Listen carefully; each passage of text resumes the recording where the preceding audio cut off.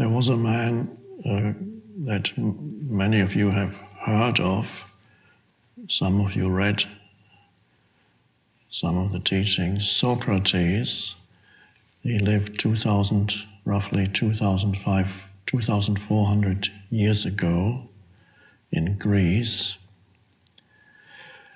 He never wrote anything.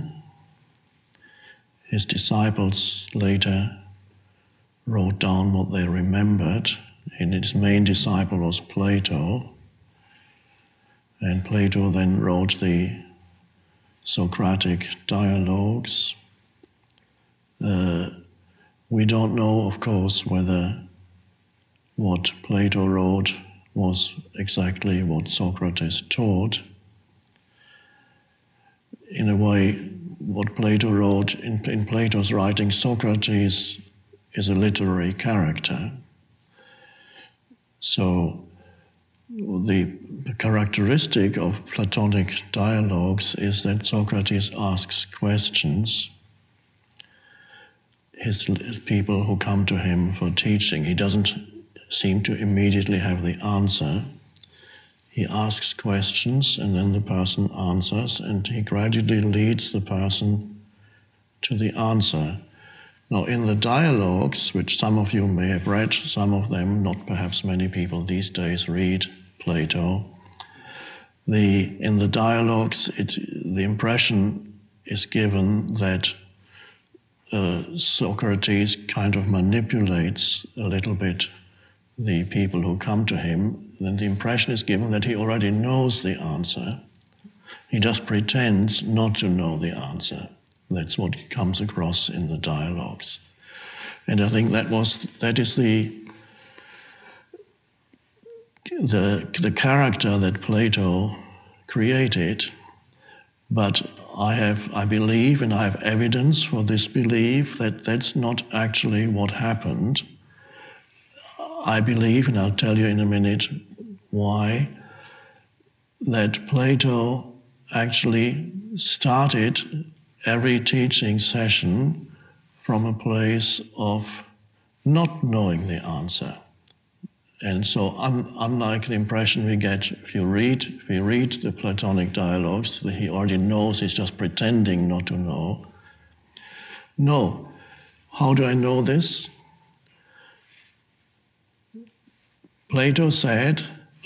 Socrates said, "They call me the wisest of all men."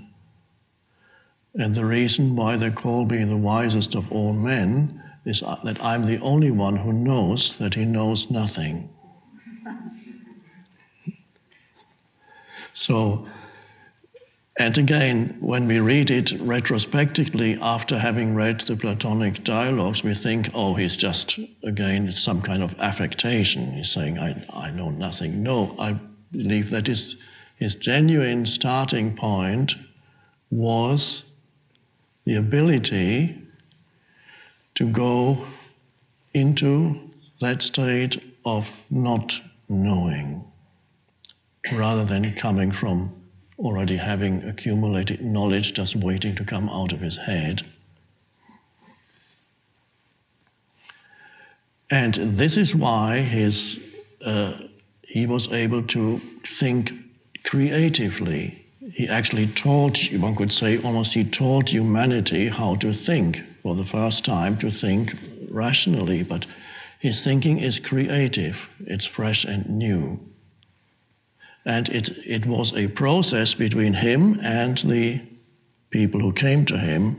There was an energy field that arose, and out of this energy field, the answers came. Sometimes they came through him, sometimes they came through the people who came to him.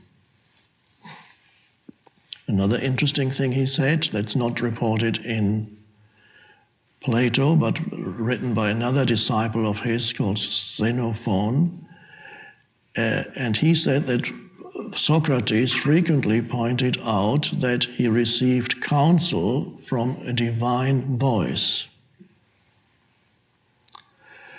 And again, that's something that the Western rationalists try to ignore. To them, Plato is the absolutely clear, rational, analytical, conceptual thinker. And they don't see, because they don't know that dimension within themselves, they don't see the depths out of which his thinking actually came. So he said frequently, as reported by Xenophon, that he received guidance from a divine voice, Socrates. Not in the sense, one doesn't get the sense that some entity spoke through him, but obviously he was referring to inspiration from a dimension within him that was beyond thinking, beyond conceptualization, beyond the rational thought. So the impression we get of Socrates is really we see half the story. We see only the upper half of the iceberg. Well, the iceberg actually is, you see far less than half of it. You see only a tiny fraction of it. And that was when these things are taught at universities and so on, the more important dimension is actually completely missed. They only look at the upper. What's he saying? But where did all that come from? What was the state of consciousness out of which such a creative teaching, such creative thinking could arise?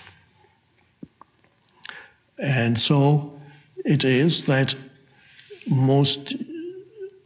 these dimensions, the dimension of conceptualization, of thinking, is in everyone, but the dimension of non-conceptual intelligence is also in everyone.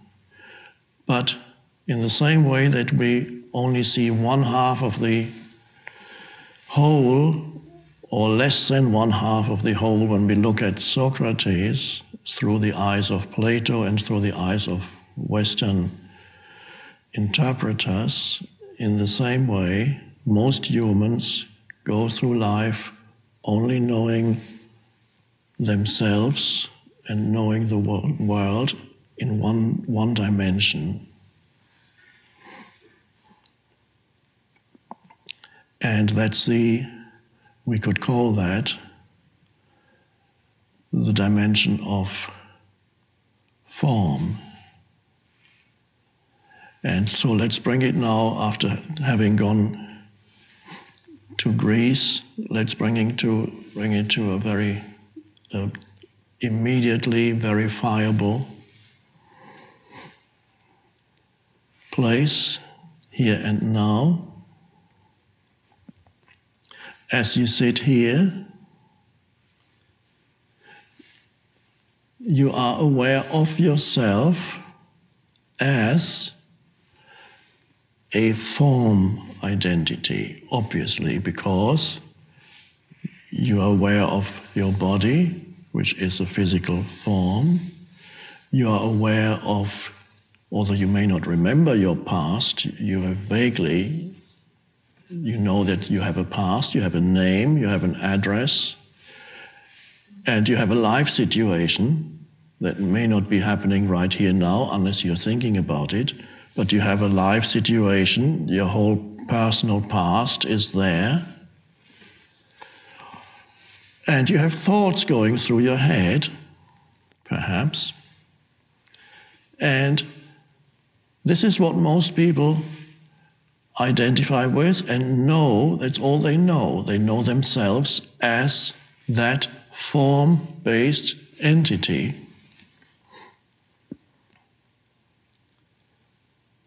And what else is there? There is that in you which is continuously overlooked, because the world of form, which includes thinking, thoughts that continuously arise, the world of form has such an hypnotic pull, it's so seductive that you follow it. First you have the senses, the outer senses, But more importantly, you have the seduction of continuously arising interpretations of what the senses, the sensory input. If you look at your consciousness, your state of consciousness, the sensory input plays a relatively small part in what goes on in your mind.